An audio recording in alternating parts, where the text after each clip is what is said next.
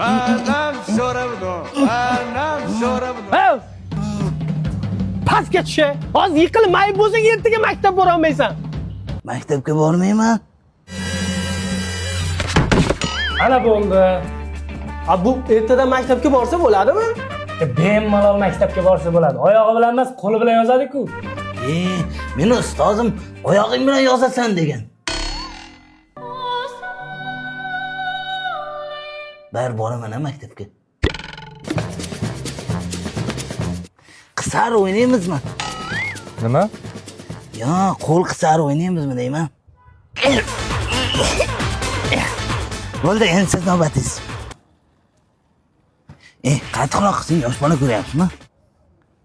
Hammasi ukol ekanda. Endi maktabga bormaymanmi? Muncha maktabga borish yomon ko'rasan-a? Bitta spravka qilib beraman, borib jim darsda eshitib o'tirasan, bo'ptimi? Toza jonga tegdingizda bor-ku. Dada, men boksga bormoqchiman. Boksga bormaysan, mayib bo'lasan. Shuning uchun bormoqchiman-da. Bormaysan dedim, nariga qo'lingni qayirib olasan keyin.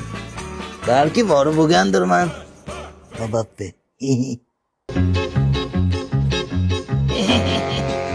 Yana senmi? Shu nima qilsang ham maktabga bormasang-da. Iloji bormi? Iloji bor. Xullas o'g'lingiz kasal, maktabga bora olmaydi. Yomon kasal bo'laman.